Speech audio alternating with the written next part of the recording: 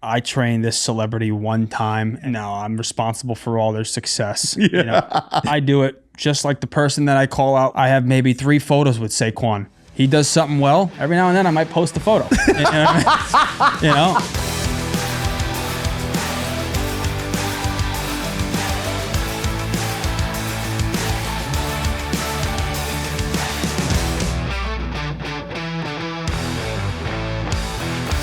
Welcome to the Coach 'em Up podcast. I'm Tim Riley. I'm not joined with Zach Zillner today. This is actually the first podcast since the Coach 'em Up conference. Now, you won't be seeing this, by the time you see this, it'll be months removed from the conference itself. But the conference was a total hit. I mean, my God, it was incredible. I'm still buzzing. It was 2 weeks ago at this point, and I still haven't come back down to earth entirely. I'm just, I'm at a loss for words still. I haven't fully digested it, but it was one of the greatest experiences of my life, to say the least. Thank you to everyone watching and listening who came out, who hung out with us, who participated, and everyone else who wasn't able to make it, wasn't able to attend. I got to be honest with you. You really blew it. It was awesome. Now, one of the, if not the biggest reason, aside from the people who were willing to come out and make the conference, that the conference was able to happen in the way that it was able to happen, is because of the guest that's here with me today. And without further ado, I'm joined with Eric Rakofsky. Eric. My man. What's up, dude? We made it. We made it, baby. Coach 'em Up. Pleasure. Thanks for having me. So look, man, I know who you are. We've known each other for many years now. We've worked together the better part of, 5 years now? Yeah, just about. So for the people who don't know who you are, who's Eric Rakofsky? Where do you come from, pal? Sure. Where'd you get started? How'd you end up here in Austin, Texas? For sure. Brooklyn, New York. Moved here about 4.5 years ago. All my life, I've been doing competitive boxing. Started doing some private training because, there's a saying, boxing's a poor man's sport, and it is. But while I was doing that, I was kind of just hustling, holding pads for people, teaching people a little bit about training. So I got my start in the city doing some private training at a boutique facility in the West Village. And then shortly after that, ventured off just doing the independent training thing. Yeah. And I don't want to doubt you fought yourself for quite a while. Tell us a little bit about your left hand, right hand, pal. I'll give you a beating, either one. I was boxing out of Gleason's in Brooklyn, New York, and did the competitive rounds for a while, Golden Gloves, and really enjoyed it. I loved it, and was one of those people that I was poor, so I was going to really use this as a tool to propel me and, get my family out of the hood, But circumstances changed, and I started actually building a business with training clients. And I was like, okay, I think I'm going to put everything into this, and it served me well. Yeah. Okay, so when you were training in New York, where were you at? And sure. What? Because I know you were. I forget the name of the facility, but it was a powerhouse place, and there were some big names in there in the fitness industry training with you. Am I correct? Yeah, that's for sure. Well, definitely in those first early stages, make no mistake about it, I had no certification, couldn't even spell certification, but I really knew my craft with boxing, and I knew how to teach that, and I knew how to work with people. Shortly after that, I started, I was at Starbucks with the supple leopard reading, taking NASM courses because I thought it was important. Sure, it is. Yes. It is. Do it. And then I found a gym that was, a powerhouse. I mean, there was a lot of who's of kind of trainers and their celebrity rich clients. What was the name? So it started out at this place, Gotham. Okay. And then that was mainly a boxing place. Okay. Really where it all started to come together was a place called Performance House. Okay. And that was a former supplement company that allowed certain trainers to use the space, promote the brands, and, train their clients there. Okay. And then how we met was Tim hated me, by the way. He didn't like me for the first few days. So I do have a quick story. Okay, the first so few look, days he didn't like you. Listen, let me tell the story. Okay, so you come to, and then how did you get to Austin? Sure. And then I'll tell the story. Sure. Pandemic started to happen. I basically turned my $5,000 two bedroom, 1,000 square foot apartment, okay, into a gym, training clients, Jesus masks, Christ. swabs. It was a nightmare, all while trying to, like everybody else, monetize online. Yep. Ladder at the time, which we can talk about later, was still figuring out their formula of acquisition and growth. So it was just brutal. And then I had met Jeremy Hills through Ladder. And now you were a coach on Ladder at this time, right? Yeah, it was myself and Victor Cruz, shout out Vic, as a team. It's called Undrafted. Okay. But yeah, so the pandemic happened, and then I had an opportunity to come open the gym up with Jeremy and Dev and Kenny Vaccaro, a few people. And then my son was being born halfway around the country. Story for another time. And I was like, okay, I'm going to leave everything I built, which was meaningful, and for the first time ever, move to Texas, away from my family, everything I built, and start this gym called Kollective. Yeah. And so this is where I enter the picture here, because I, like Eric, kind of took a leap of faith on this gym called Kollective, which neither of us are at any longer. No. But, I remember this gym called Kollective's opening in Austin, Texas, and was for sure at the time on the precipice very clearly of becoming like the spot in Austin, right? And I get hired on. I'm excited. This is my big opportunity to finally start working with pro athletes in a meaningful way and on a regular basis. And I meet Eric here. And I got to tell you guys, I did not fucking like this guy. I mean, really, my first 3 days being around him, and I'm a Southern guy. I'm from Tennessee. The way I interact and operate with people is just a little bit different than the ethos that comes from the Northeast, and particularly New York.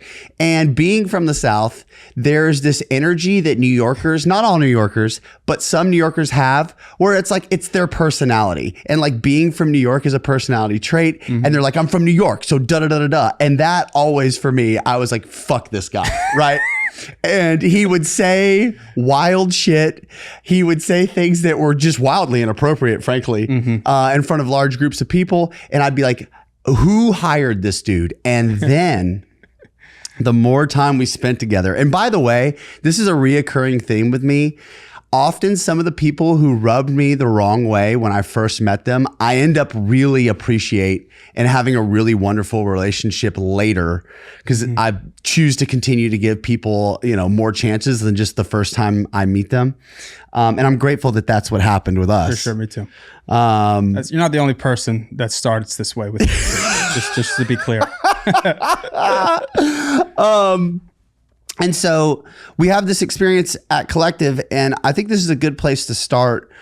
So you have your training background. You were legitimate in your boxing career. You're a masterful boxing coach. You then tack on the study and, necessary certifications to also be a trainer. And you've been doing this for some time. You were Victor Cruz's trainer. You get hired onto the Ladder app. You've done some big things up to this point. You're landed in Austin, Texas. You're at Kollective, which at this point is just a startup. I mean, when you and I started there, Kollective, all it was 20 yards of turf, 2 squat racks that weren't nailed down. They moved when you used them, and 2 dumbbell racks, right? So we're taking a leap of faith together in this new endeavor, hoping that this gym pans out. And the approach that you took to building your training business was unlike any that I'd ever seen. And when I heard you talk about it, I remember my knee-jerk reaction was like, there's no way this is going to work, right? And I couldn't have been more wrong. Okay. Yeah. So you get to Austin, Texas, you start at Kollective and you start building this business. Take me through what that business building process looked like, What was different about it? And how were you effective in building it? Yeah, for sure. And I appreciate that. I think coming from New York and that old saying, you make it there, you make it anywhere. I had a lot of experience and thick skin, and I was very confident in my ability to help a client, to help the facility for what it needed, especially in this, Austin, four plus years ago. There was nothing like Kollective in Austin. Yep. And that confidence just comes from, I had a mentor that I worked with, Dr. Keith Pine. He's like the sports med chiro for the Nationals, Kawhi Leonard, few people. So like, I wasn't always the most book smart, but I had a lot of hands-on experience. And then I've worked with some celebrities, wealthy CEO powerhouses, athletes in New York. So I just knew, okay, I have some confidence here. I'm going to come and do this the way I did it there. And I really, really knew and believed. And, that Devin was funny in saying like, you're probably going to have to charge like this here. And I was like, no, pal, I'm not. Give us some insight too. So people don't know what you mean when you say that. So for sure. In most practices in gym culture, it's you come in, you're buying a 10 pack, a 20 pack, starting maybe it's at $150 for a single session or $100. And then the more you buy, the more, and it's always this like, I got to resell this person again, and do, and go through those hoops. I didn't care for that at all. I knew I can deliver with helping somebody achieve their goals. I knew that I wanted to work with fewer people than a ton with heavy turnover. And to do that, I've learned early on that, okay, if someone's coming to me and they're a tech guy or an athlete, whatever it might be, I'm going to really do some diligence and invest in what's going on in their life outside of our hour together in the gym. That's if I'm not cutting their time short. So to do that, it takes a lot of time and care. And I couldn't do that with 1,000 people or 100 different people throughout the year, but I can do that with 15, 20, and I can really try to hone in on what's important to them, how we're going to maximize our time together. But then also, I know a lot of fucking people. So I'm going to help them potentially, or try to help them grow in the areas that they didn't realize, oh shit, I got this opportunity because my coach connected me and did this. And then there are models of retainers that I've learned from guys like Peter Attia with his private practice. There is a organization called YPO, Young Professional Organization, where like these CEO founders that accumulate X amount of revenue a year, you pay a fee and you can be a part of these groups and do like these meetings and events together. So I was just like, I want to do that for fitness, for training. I'm going to create a small group of people that are very price insensitive, and I'm going to make them pay for essentially a spot on my team where they might come and they might get me one-on-one, or they might be alongside 3 or 4 other people that they should and probably want to meet. So I'm adding so much value outside of the reps. I could hardly count to 10 anyway. So like it has to be more than the reps and sets. Yes. But you also need to be able to deliver on that too. Otherwise, people are going to get hurt and they're going to go find a coach that's going to give them and help them with the experience they need. Yeah. The Coach 'em Up podcast has partnered with Eleiko. Let's go. Not only is Eleiko found in 85% of Power 5 schools, but they also offer at-home solutions from racks, flooring, rigs, barbells, bumper plates, your favorite accessories like straps and weightlifting belts, you name it, Eleiko's got you covered. Go to eleiko.com/coachemup and get access to the same equipment that they're using in the best facilities with the best athletes on the planet. The Coach 'em Up podcast is sponsored by Squat Wedgies. Tim, what are Squat Wedgies? Squat Wedgies are an adjustable squat wedge, 7, 13, and 20 degrees. It's big enough to elevate your whole foot and not just your heel. Because it's rubber, it doesn't slide on surfaces. It's 22 pounds, so it's durable and stable enough for even your biggest athletes. There's a 90-day risk-free trial. The shipping is free, and get 15% off Squat Wedgies with our discount code CoachEmUp15. CoachEmUp15 for 15% off of the best squat wedge on the planet. So the things that I saw that were eye-opening to me that you've had tremendous success with are kind of the things you alluded to, where it's like instead of the traditional private sector route where you're someone's either paying you session by session, or they're buying packages of sessions and you work through those and then they repurchase them. The conversation that you're having with people up front is, hey, you're going to be on a retainer. This is going to be for 6 months or a year. Yeah. So you're making a commitment, right? And then you're also introducing this idea where it's like, these are the times that you're going to have access to me. And when you get 15 to 20 people to buy into this thing, let's say those times are from 8 a.m. to noon, you can come train. You show up anytime. For sure.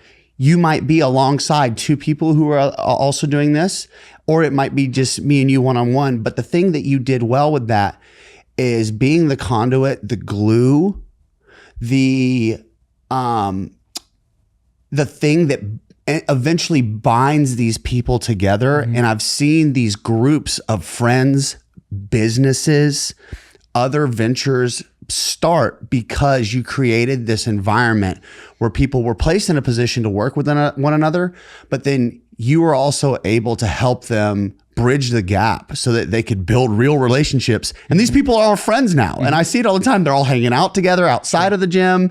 It's the running joke. It's like they'll all, put together a time like we're going to go train with Eric at 9 this Monday. And so you took what has been traditionally, because it's usually one way or the other, where it's like you have a one-on-one training client, right? Or you do group training. Right. And you said, forget all that. I'm going to create a window of time that I'm willing to be at work. You can come and be a part of this. And what's interesting to me is that you've been able to leverage that in a way where it's made it like really fruitful and beneficial for these clients that you train outside of the gym. And then you touched on something else that I think is really important that I think let's go ahead and discuss now. You said it goes way beyond the sets and reps. Yeah. It's particularly in private sector. You become acutely aware early on that people don't train with you, or at least stay with you most of the time, because you're like great at programming, because you can really put together a 6-week training program or whatever. It's so much more about wanting to be with you, the coach, right? So how do you go about creating that environment and being that person that when people show up, they want to be with you, they want to stay with you, they're willing to pay a retainer, and they're willing to work with you for 6 and 12 months. Yeah. And then how do you continue to cultivate that relationship? Yeah, for sure. I think being on a seat where I am either hiring people now or contracting them, I'm going to choose the person that genuinely cares about the craft versus the person with all the degrees. Yeah. Every time. And I am able to be successful in all this because I genuinely care. And taking a stock in who the person is, are they a right fit? Are they going to suck or be rude to me, etc.? I'm not going to work with those kinds of people. Yep. Can you pay me on time? Are you somebody that I want to be a friend with, grow with, have my kids play with your kids? That's how I'm kind of assessing these things. Yeah. And then with that comes, okay, now you're my friend as well. So I want to know if you have a chef, put me in touch. If you have a holistic doctor, put me in touch. I get myself integrated with these people's lives in a way where they see, wow, this guy's he really cares. He's adding value. But also, in a business mindset, it's going to be real hard to get rid of me now because now I'm integrated in the routine, and people love routine. Where we are now at Nutrabolt, if we turn the switch on some of these key people, which we can discuss or not, that are able to come into the facility, they would lose it because routine is everything for a lot of these high performers or wealthy individuals. So, it's one of those things where it has to be a win-win. You to that point, like the model that you've crafted and created, let's be frank, most people can't afford you. Mm-mm. Now, that's not an accident, right? Right. That's the model you've chosen. But it's cool because I've seen you be able to train and work alongside, and we're not going to name drop, but incredibly powerful people in industry, technology, celebrities, former Olympic athletes, right? However, what's interesting is that most of these people have a certain mindset. They have a certain attitude. Yeah. They're not always the easiest people to work with. Right. But I'm interested because the people that you work with on a regular basis are people who are traditionally associated with a lot of financial success, or success in their, particular areas of expertise. What are some of the similarities that these people have with one another that make them who they are? And what are the pros and cons, man? Because like it all sounds good. Like you're training these wealthy, high profile clients. You're integrated into their lifestyles. You're connecting them. They're building businesses off of, from meeting with you, and all that stuff. You're doing well financially. You're not broke anymore, Eric. Yeah, not anymore. Yeah. Okay. I've seen the Escalade. Yeah. All right. So, but it does come, like there are definitely pros and cons of working with that population. Sure. So let's start with what makes them similar.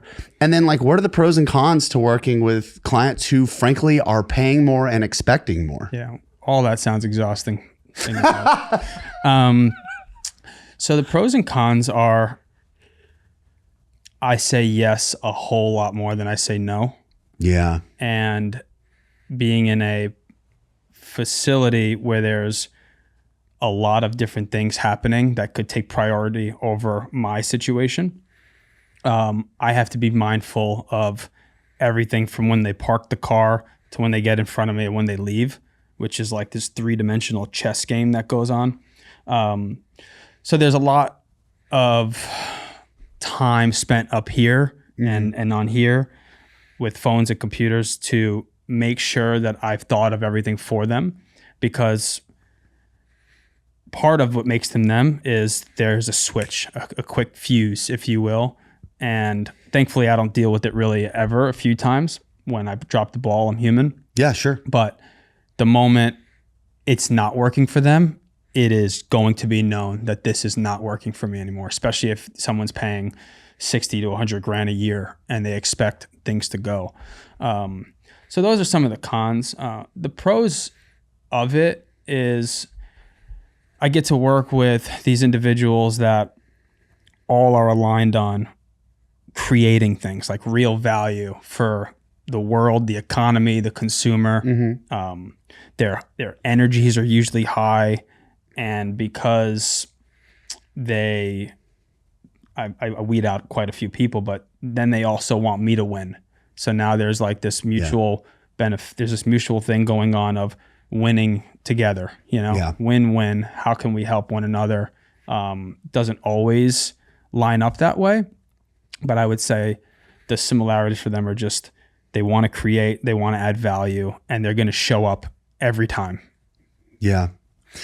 I think people there are plenty of coaches, trainers, strength coaches who look and they say, okay, eventually I want to work with pro athletes. Or a trainer may say, I want to train, if I got a chance to train celebrities, I've made it, right? I've trained plenty of pro athletes, a lot, right? Yeah. You've trained pro athletes, you've trained a lot of celebrities and people who frankly have much more money than celebrities, right? Sure. And you kind of alluded to it. It's not what I think people think it is. All the time. Can you give some insight into what your experience has been? Yeah. Good and bad. And take the gloves off. I want you to speak honestly. Yeah, here. no, for sure. Because they're not watching this. Dude, it could be a wide range of anything. I remember, and I'll name drop quickly, there was like a month where a few times I got to train Rachel McAdams. Yeah. Notebook, gorgeous girl. First session, she comes in. And I guess didn't eat, glycogen was low, I don't know, whatever you want to do. The vibes were not there. Yeah, and we're just moving around. and then pale white. Oh, basically found I killed Rachel. Yeah. You know, and it's brutal. It's over for me. And I'm in New York, you know, doing my best. Your career's ruined. Yeah, your reputation. so I was just like, it's brutal. This is over. And anyway, but like there's moment, and then there was a ripple effect, right? Of like, okay, the risk, the reward, it's all high. Yeah. You know, so yes, it's cool. Yes, my CEO or the athlete or the celebrity, I get to have those headlines, but I'm sure like you've alluded to this several times in your podcast.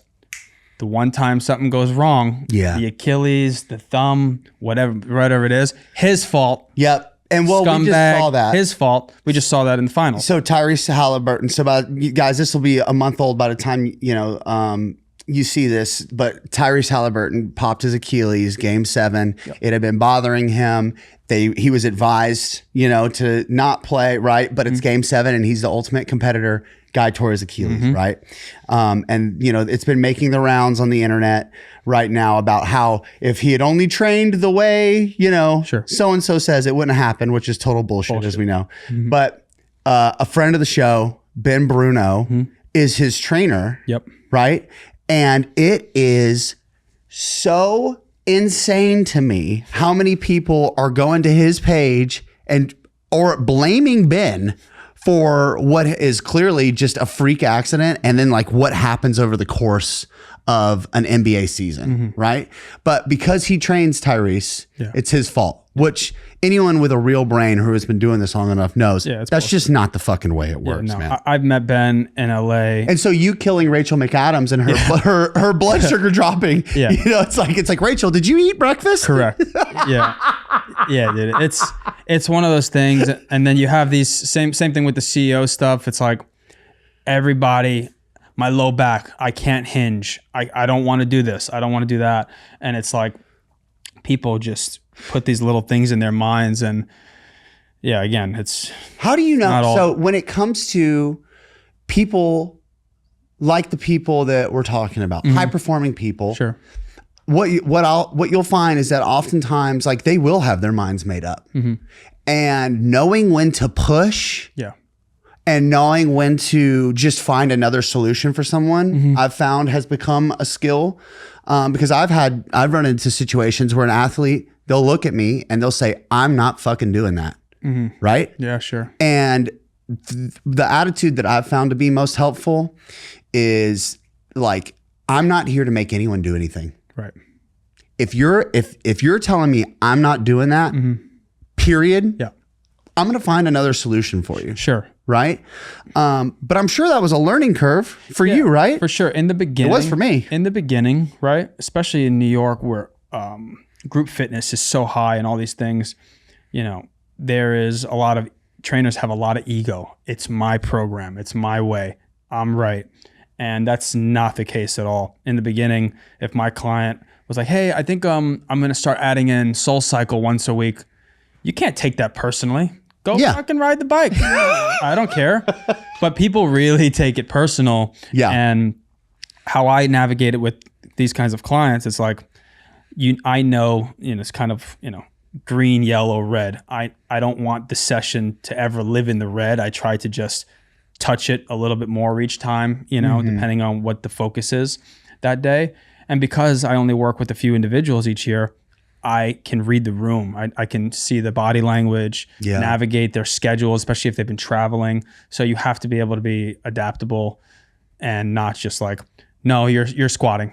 This is what we're doing. You can't do that, because what happens if they were actually right and now something's wrong? Yeah.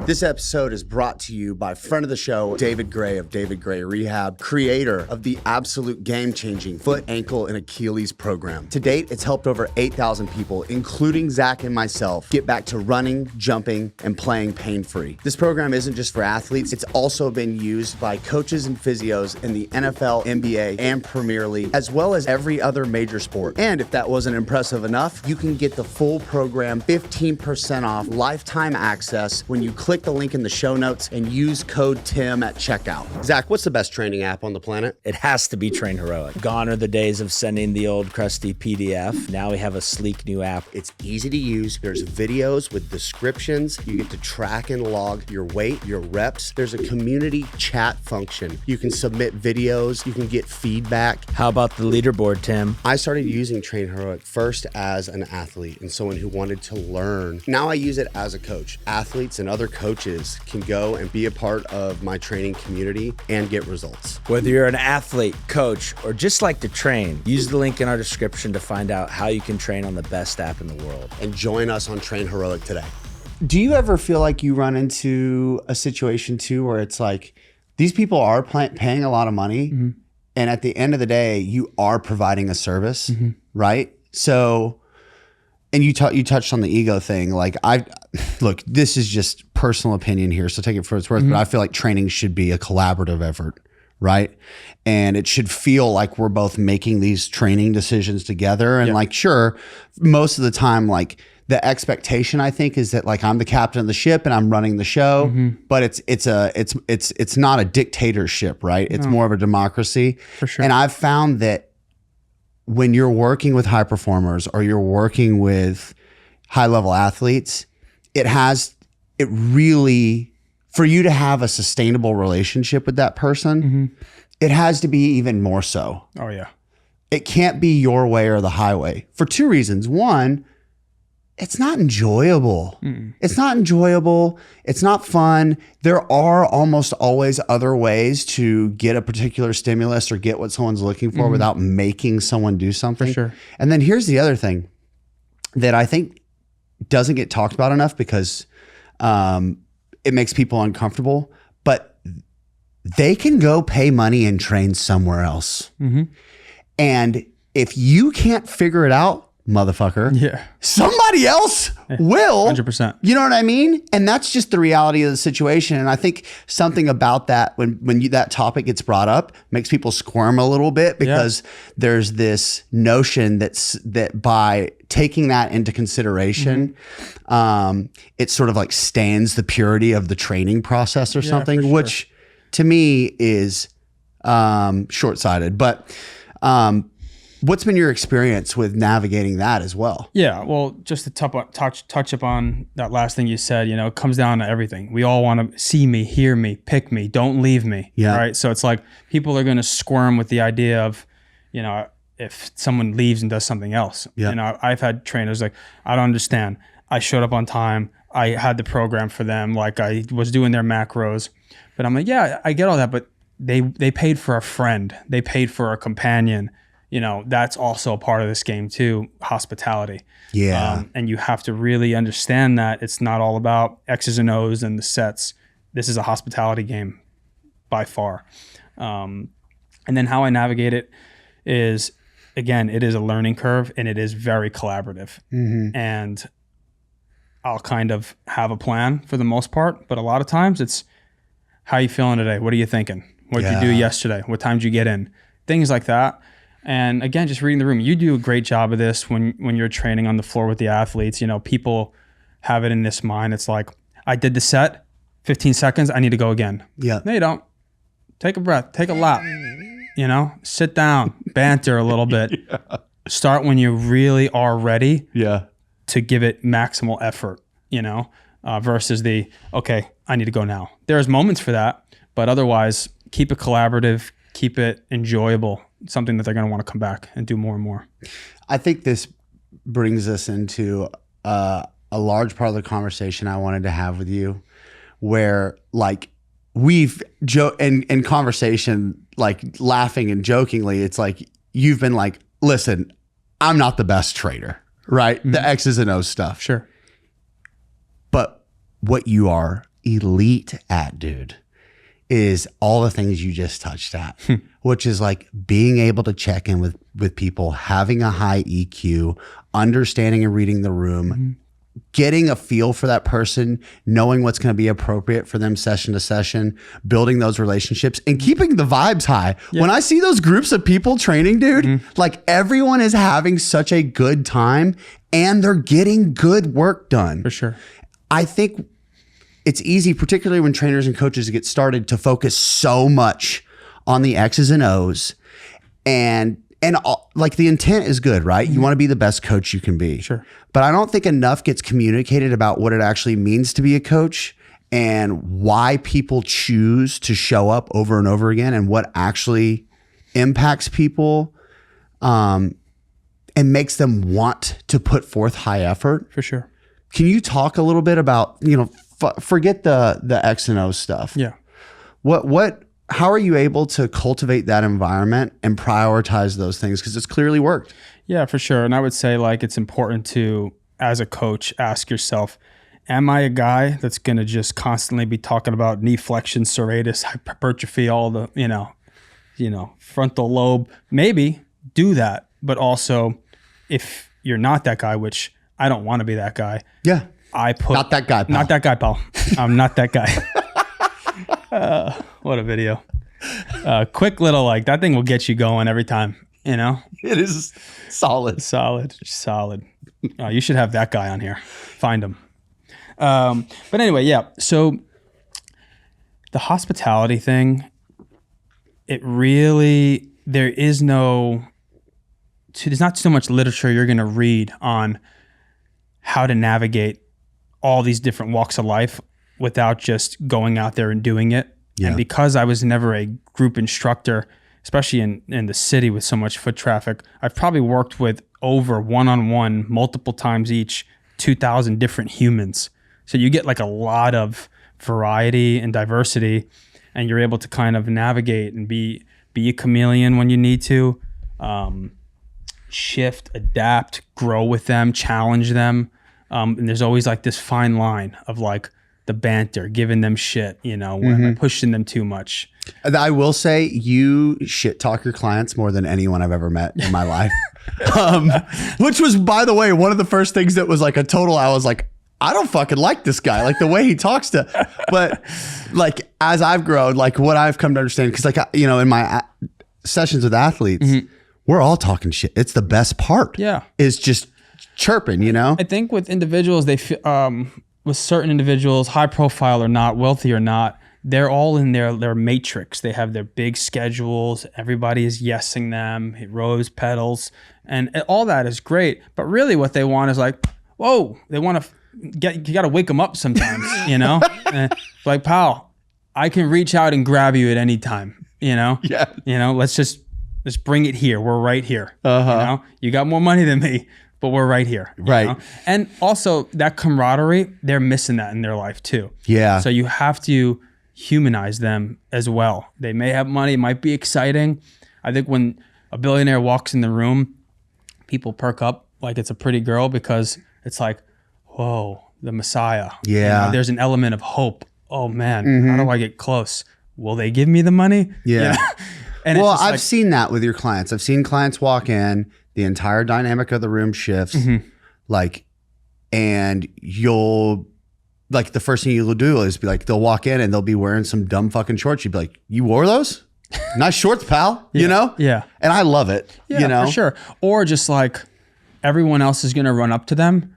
I may be like, the warm up. I'll be over here. Call me when you're done. I'm going to grab a latte, 1 pump of vanilla, and it's just like keeping it flowing and not just like, yes, sir. Yes, ma'am. Whatever you need. Because that's not what they want. And they don't want a servant. Definitely not what I want. Yeah. So it's a tricky game, pal. Tricky game. So, you exercise this model at Kollective for several years. And then I alluded at the beginning of this show that like the Coach 'em Up conference doesn't happen. Sure. Without you and the space that we're both now at in Nutrabolt headquarters. Yeah. And for those of you who were able to make it out to the conference, how insane is that place? I mean, my God, I get to work there every day. I'm insanely blessed. I'm very spoiled. And so is he. But because of what you were able to build at Kollective and the relationships you were able to foster, you're now running and managing that entire performance floor. So can you talk about how that happened? Yeah, for sure. And just to give the flowers to like Kollective and Jeremy and Devin, like I moved here to help them open that. And then you came along shortly after. Yep. And it served a purpose. and a foundation for a bunch of us and still some of the coaches that are there. I just had the opportunity through my network, and these, you forget, that's why it's important to like be authentic and do the right things along the way, because little miracles happen 5 years ago. How you arrive somewhere is because like it's a domino effect, I believe that. And I had the opportunity to go and do this thing with Doss Cunningham, who runs Nutrabolt, a home of products like C4 and Bloom and Cellular Core. And it allowed me the autonomy to build out this performance center with them in the best way I knew how, with the best kinds of equipment. And a part of what you were mentioning, and is I know how to pick winners too. Hence why I was encouraging you should come and do this with me. Yeah, for sure. And a few of our other coaches like Sandy Brockman and Eric Poggs and a few others. Because I want people around me that I can just have a good time with, but I know will add value to all of us, the parent company, the brands, and just the vibes, right? So that's kind of how I kind of got my position there, and how yourself and a few others, and it's a special place, and it is at first in a headquarters for employees. It is a big boy job situation there, and we are fortunate to have that performance center down there, and it is not a membership model. You can't just come and pull up. It is an invite only type of place. You can look up Nutrabolt. They sell a lot of cans, a lot of product. So thankfully the trainers and myself, we can just focus on creating the best content and best environment within that space. Yeah. And dude, like, first of all, just like, I think at some point in every trainer or coach's career, like you kind of daydream about having your own gym, or like the pieces of equipment you would have, or like how the layout would be. And, certainly if you're in a situation now where you're working at a big box gym and you think your boss is an idiot, you're like, if I ran things, this is how I would do it. Sure. You know what I mean? Yeah. Which, by the way, I've been on both ends of that. I've been the boss and the guy complaining about the boss. Right. But you kind of got this opportunity to build it from scratch, and your handprint is all over the space. You got to decide all the equipment that was ordered. You got to decide all the recovery methods that were in the building. You're the one who pushed for the Kobe Bryant Mamba mural on the basketball court, right? Like, yeah. So there was myself. I have to, with that sentence, it's a village effort. Sure. A lot of hands. My buddy Chris from SPX, he helped with the gym design. I had the opportunity to go and do it, but I would have just Amazon primed everything. It would have been brutal. So we paid my buddy, because he's an expert at it, to help me when we did it side by side. Yeah. Doss had the vision for like that Muhammad Ali mural. Yeah. And the Kobe mural, and the art stuff it is a big part of the space. It's really cool. The manifesto wall. If you guys were there for the Coach 'em Up podcast, you got to see a lot of the fruits of the labor. So very collaborative effort, but it's been fun to like do it the way I always would have wanted. Yeah. And do it without spending my own money, which is cool too. That is very cool. That is excellent. And so in that space, like, we've been able to do a lot of cool stuff, man. Like being able to host the conference there, obviously, like, me being able to run all my athlete groups from NFL off season to what now is going to be the first combine prep done in that space. Yeah. And then all the stuff that you've got going on too. It's like, it's been really cool from like the day I met you to now, watching the development and just how things have progressed for you. Yeah. You mentioned something a minute ago that I want to circle back to. The miracles, the all of a sudden moment, right, is, suddenly I had this job. That's suddenly is not all of a sudden. No. Suddenly usually occurs, and you alluded to it, like who you are and the way you showed up for your clients and the relationships that you built are what kind of put you in this position, right? Yeah. But that was demonstrated over years, for sure, of you building relationships, showing up, proving that you're reliable, dependable, doing a good job. Yeah. And I think, certainly there have been times in my life where it's felt like, okay, I'm showing up, I'm working towards this thing, I'm doing the best that I can, and feeling like, is this actually enough? Mm-hmm. Yeah. And then, gratefully, like, the thing that's usually on the other side of that for me is always better than I could have anticipated. Sure. But I would imagine there are plenty of people listening or watching this who feel like they are doing everything that they can, that they are putting their best foot forward. And then like that thing that they're striving towards is like just out of reach. So like, what would you say to that person? Yeah, just PPP, patience, perseverance, and prayer. Literally, that's what I came up with when my son was born. But it's relevant to what we're discussing here. It's like you have to be patient. For a good example is I've been doing this training thing and hospitality thing for like over a decade. And for years, I would see my friends start companies, brands, do these things. And I would always go, what's my thing? When am I going to where's my idea? When's it coming? And it's just one of those things that literally you have to just one foot in front of the other, be patient, take your time, keep showing up, and don't give up. What I mentioned to you not long ago, finally over the last decade, a few months ago, I was like, I got it. This is what my next venture, what I'm going to do is in this, and it's going to be in the supplement space. But those things you can't fake it, and it has to be authentic. If I would have tried something years ago, it probably would have failed because I wasn't ready. I didn't have the resources, the knowledge, the network. So don't give up. Be patient. Watch a lot of Rocky movies. Well, I think the not giving up part. There's a saying. Don't quit before the miracle happens. Mm-hmm. And in strength conditioning, and being a trainer, being a coach, it's well known the burnout rate is incredibly high. Yeah. It is a war of attrition. And I've seen it play out time and again where it's like the people who end up getting to the place that they eventually wanted to be, sometimes they just worked harder and they were able to do it longer than everybody else. For sure, stamina. Yes, that's the word. And the other thing too is express those hardships along the way. Don't just suppress it.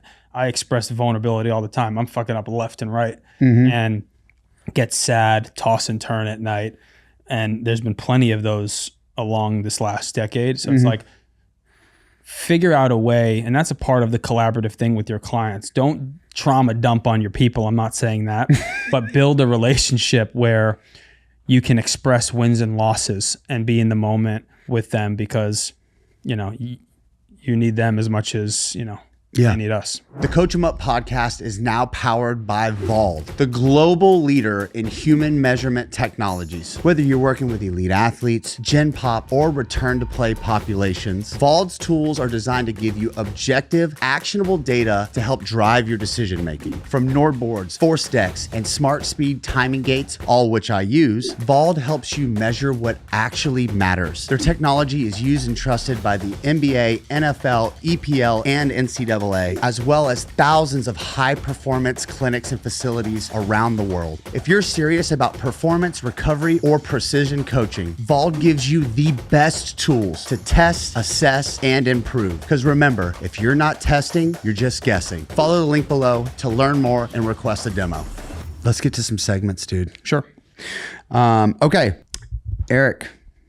Tim. This first segment is called 3 Things, and it's brought to you by Squat Wedgies. Use code CoachEmUp15 for 15% off at checkout for all Squat Wedgies products. Eric, I would like for you to give the listener someone who is just getting started off, and they're like you. They don't have a degree in this thing. They don't have a PhD. They want to go as far as this thing can take them. What are 3 attitudes, actions that they can take to get from where they are now to where you are? Okay. Got it. 3 things. Here we go. Establish the kind of coach you want to be. Yeah. invest every thought, effort, waking moment into accomplishing that. And don't stop till you get there. Nice. Solid. That's good. Bing, bing. All right. This next segment is called Rant and Rave. This is brought to you by Train Heroic. I use Train Heroic. Zach uses Train Heroic. Many guests of the show use Train Heroic, and we just love Train Heroic right around here. Click the link in the show notes. You can join, and that means two things. One, you can buy a program and do a program and learn from a coach who's been on the show. Or, and I implore you to do this, you can start a coaching membership and you can start building out your programming for your other clients or an online business for yourself one day. Okay, Eric, Rant and Rave. So as you look at the fitness landscape at large, what is something that you're seeing right now that's rant worthy that you're like, I'm seeing this, I don't love it, I'd like to see less of it? And then after that, what's something that you want to rave about? Something that's happening currently that you love and that you want to see more of that you think's great? Sure. I was never a fan of, and you see it more and more these days, and you'll see it probably, especially with the injury from the finals. You got this schmuck face coach and then the injury in the back of the video, and they're just shitting on him. Yep. You know, because you have to tell both sides of the story. And if you're not, I just think you're doing the clickbait thing. So I don't really care for that.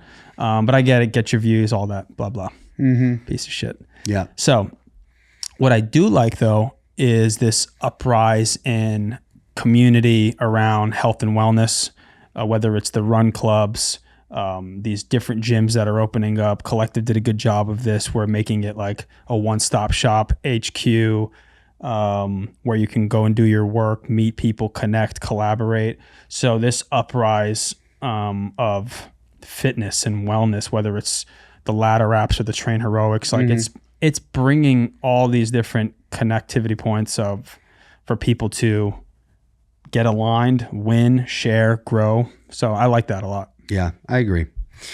Okay, this next segment is called Overrated versus Underrated, and it is powered by Vald. Shout out Vald. We are super excited to be partnering with Vald, to be powered by Vald, not partnering. We don't just partner with Vald. We're powered by them. Okay. So Pal, you're getting paid. Powered. A lot of segments. A lot of segments. But hey, listen, you know, this brand new white room, which by the way, I can't believe that's not the first thing I discussed, actually. For anyone who's viewing this podcast, you noticed immediately that we're in a different room. It is solid white. It's giving Men in Black. You know what I mean? I love it. I mean, this thing is air conditioned. It is nice. There's a lot of square footage. I mean, I could do a backflip right here in the middle of this floor. It's fantastic. Anyway, I'm off track. So overrated versus underrated.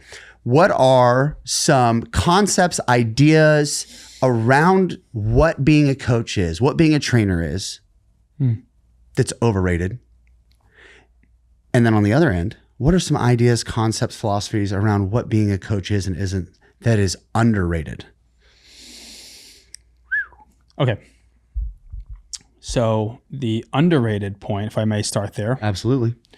is how much, again, we talked about this a few times, of a hospitality industry this actually is, and why you need to be a three-dimensional kind of coach, maybe even four. Yeah. In the sense of being able to connect, being able to program, being able to navigate when someone comes in mopey, injured.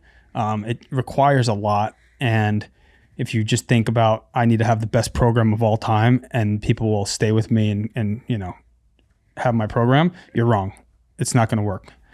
So that's underrated for sure. I would say what's overrated and you said, not specifically movements, just being a coach in general. Yeah. Like what are some things that are associated with what it means to be a successful coach in our space? Yeah, for That's sure. like kind of overrated. People are putting too much stock in this thing. Yeah. People would put way too much stock into, you know, the blue check on Instagram, the I trained this celebrity one time and now no, I'm responsible for all their success. The correlation with what people think are actually the case. Yes. I mean, by the way, just to be very clear here, I do it just like the person that I call out with a putz. Yeah. I have maybe 3 photos with Saquon. He does something well. Every now and then I might post a photo. But he's also the homie, and I know him. Shout out Saquon. But so things like that are just silly. Yes. Yes. That got me good. Yeah. That was funny. Yeah, it's good. Okay. Our last segment. This is called Unsolicited, Solicited Advice. This is brought to you by Eleiko, and I still can't fucking believe Eleiko sponsors the show. We love you guys. And if you didn't know, now you know. Eleiko, use code CoachEmUp10 at checkout, and you get 10% off everything. Off everything. If you can enter a code, you'll get 10% off of it from Eleiko.com. And, hey, what if I told you that you could get 10% off your favorite sports car? You might consider it. Okay. So, Eric, unsolicited, solicited advice. So, we get back to our home gym today, right? And there's someone, let's just say it's one of the higher profile clients walking in the door, right? And you've seen this person a million times, but something about today, you're struck, you're convicted, you're compelled to give them just this piece of advice. And it can be about anything. It can be about life. It can be about training. Any topic at all. You're going to give them some unsolicited advice. What is that advice? Okay. There's a common thing. I'll tell a few of them,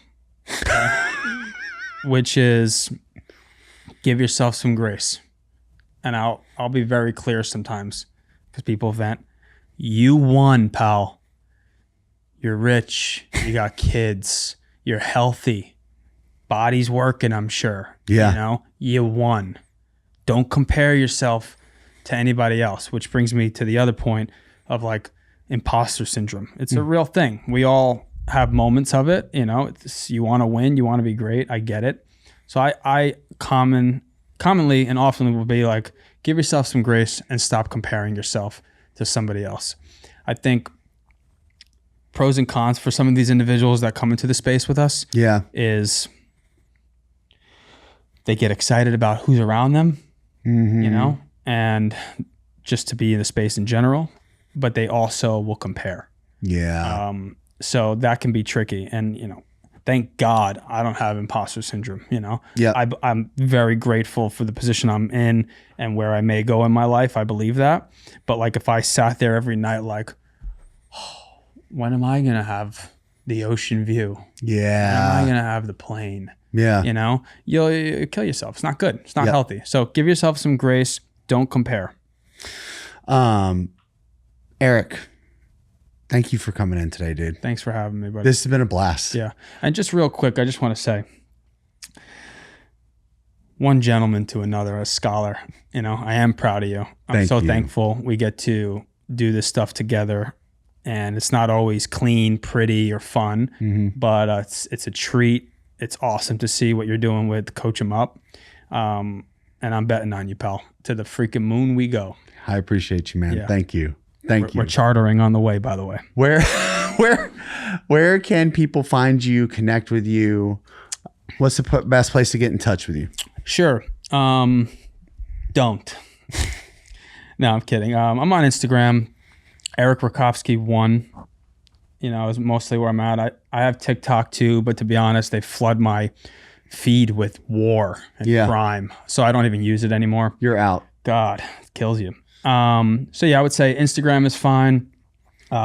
You can just do a little ChatGPT search. You get in touch with me if you want. And again, soon there's a supplement coming out. It's going to change things, help things. Okay. So when you drop the supplement, we'll have you back on. Thanks, Paul. Thank you, everyone listening and watching. If you made it this far, remember that there are 2 types of people on planet Earth. There are subscribers and there are non-subscribers. You know which camp you should be in. We'll see you guys next time. Peace.